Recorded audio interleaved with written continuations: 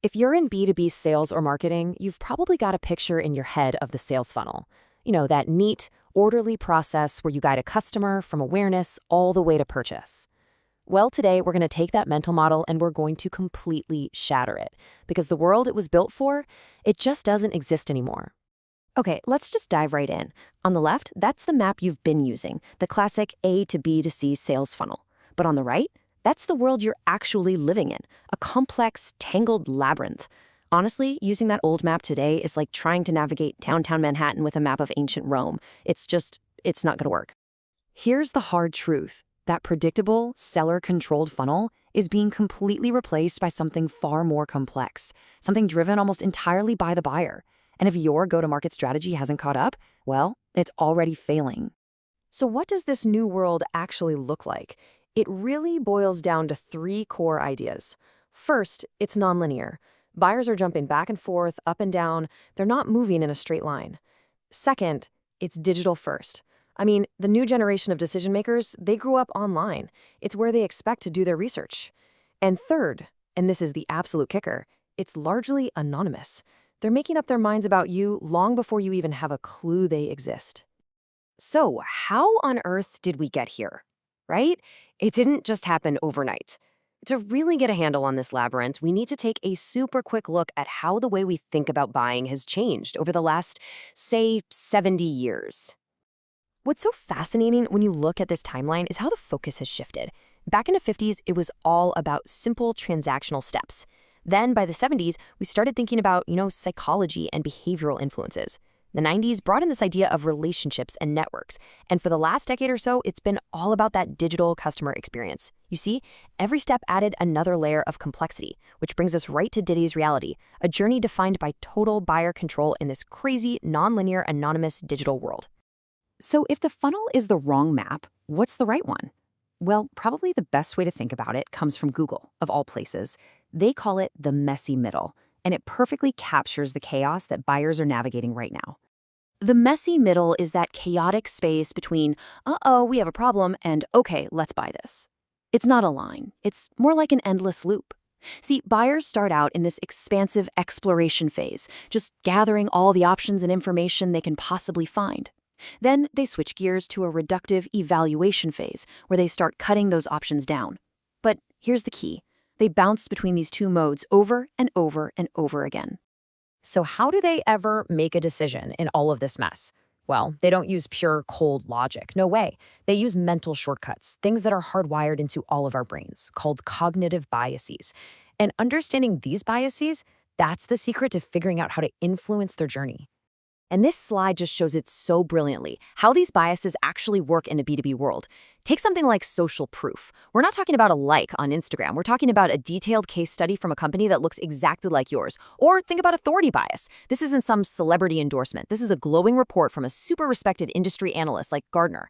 Every single one of these provides a mental shortcut that helps buyers build trust and, crucially, reduce the fear of making a really bad, expensive decision. So when you put it all together, the contrast is it's night and day. The old funnel was linear and you, the seller, were in charge. Your goal was to push leads through a pipe. But the labyrinth, it's non-linear and the buyer is 100% in the driver's seat. Your goal isn't to push anyone anymore.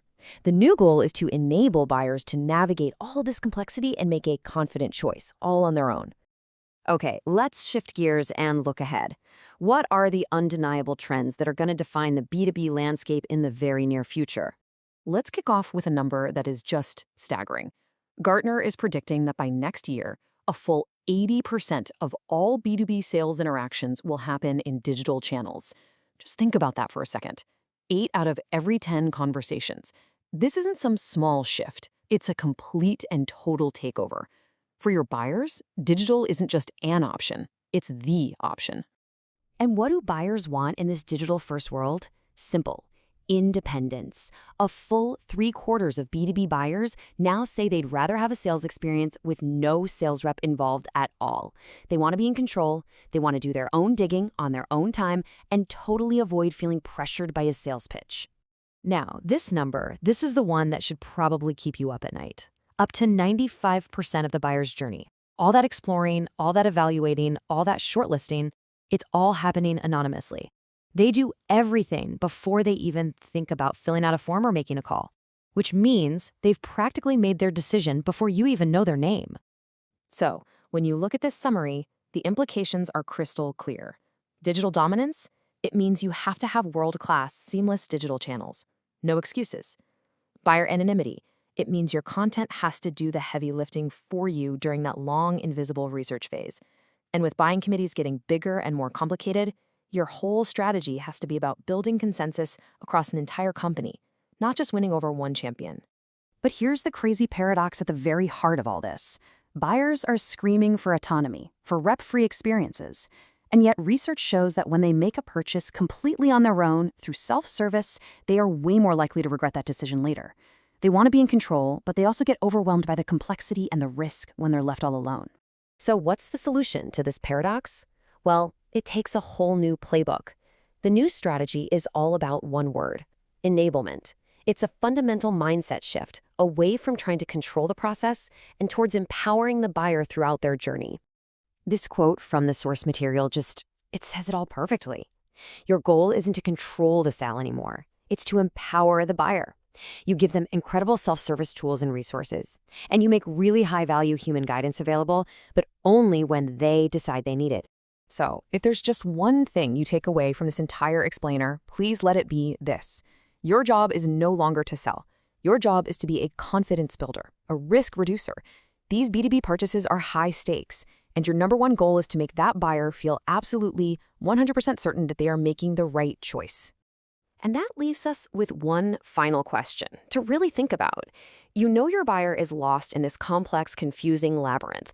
So, is your company acting like just another confusing wall in their way? Or are you being the helpful guide they've been desperately looking for?